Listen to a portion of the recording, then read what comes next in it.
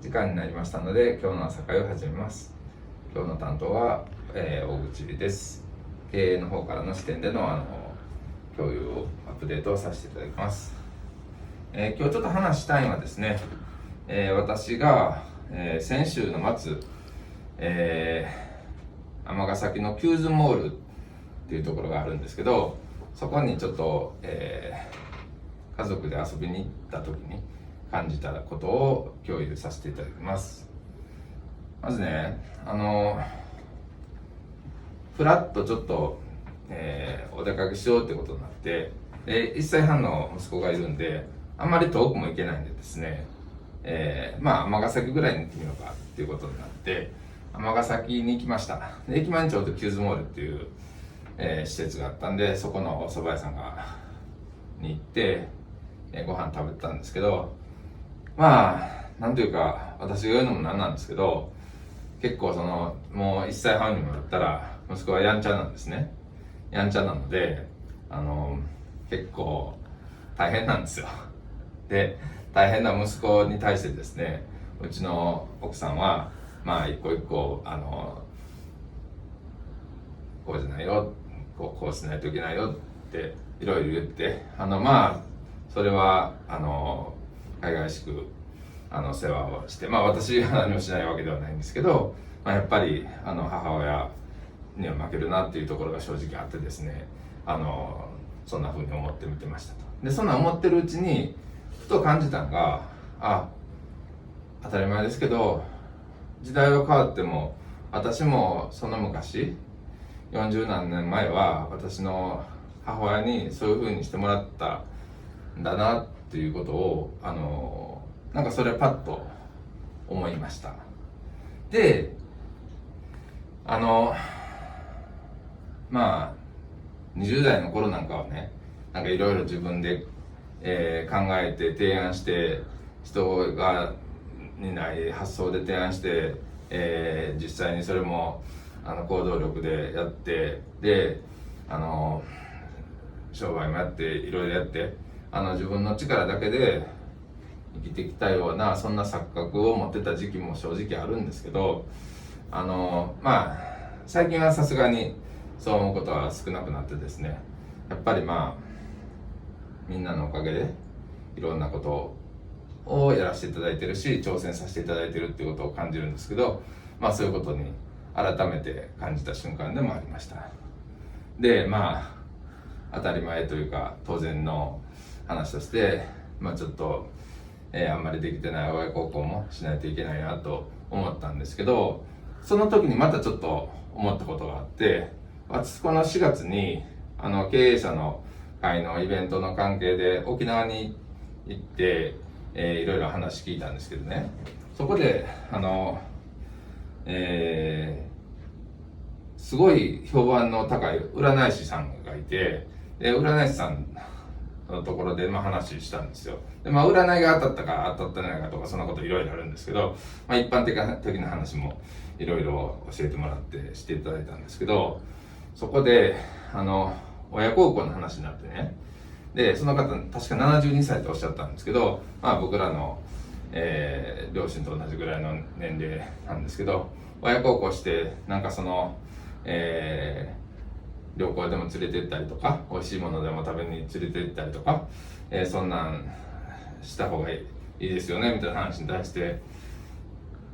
別にそんなんいらんって言うんですよ。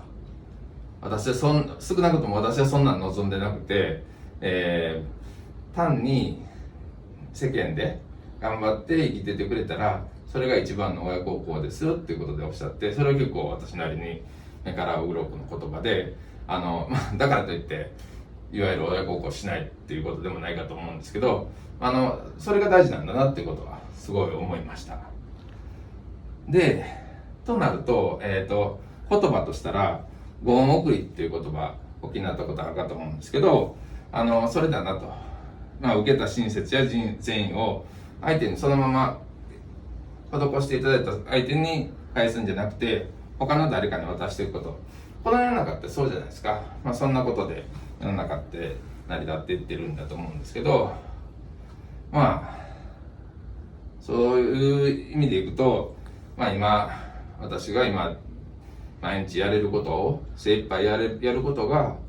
親孝行につながっていくのかなっていうふうに思いました。でそうなってきたら、そう考えてる間もまだ奥さんと息子の格闘は続いてるわけですよね。1歳半なんてもう寝てない時モンスターですからね。モンスターとの格闘は続いてて、で、僕がしてこられたことに比べたら今ね、こんな例えばその NPBO とかその奨学金やってますとか言ったら世の中にはおだててくれる人っていうのがいるので、あ、すごいですねとか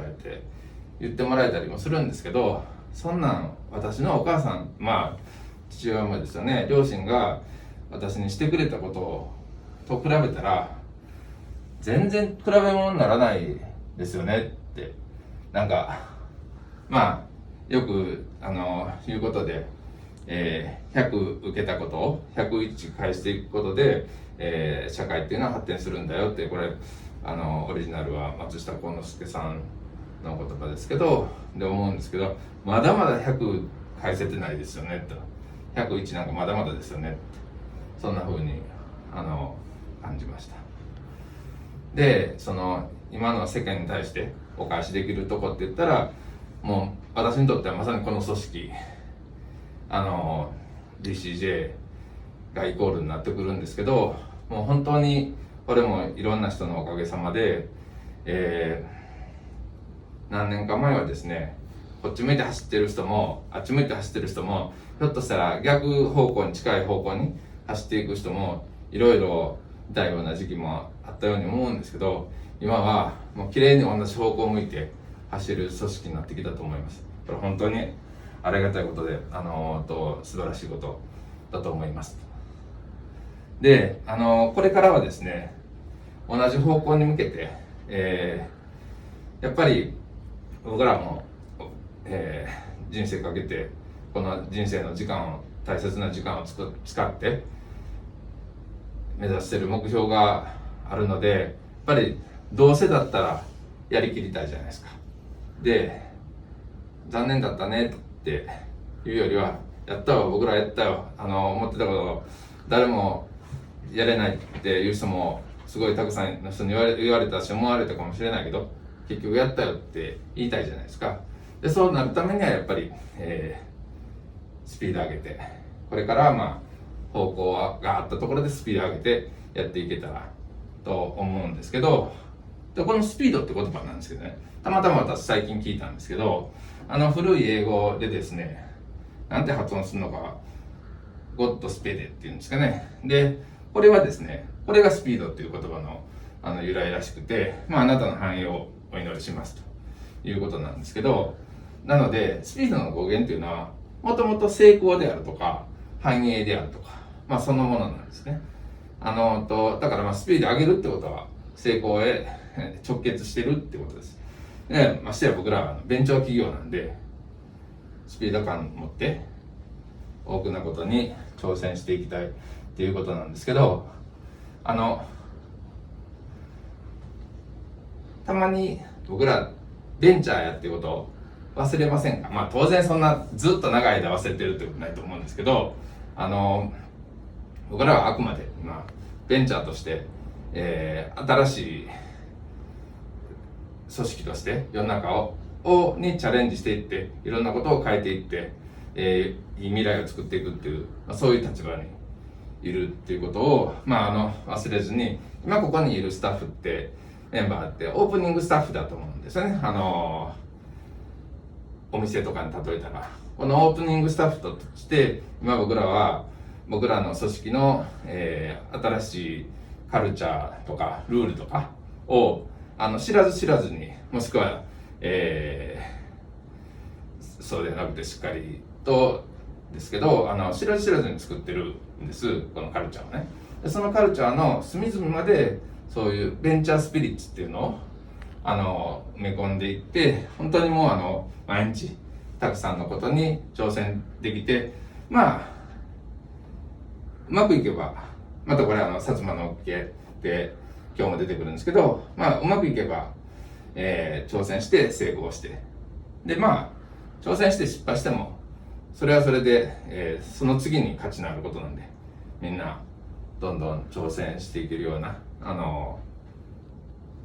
なればいいかなっていうところで、今日の私の話は終わらせてもらいます。ありがとうございます。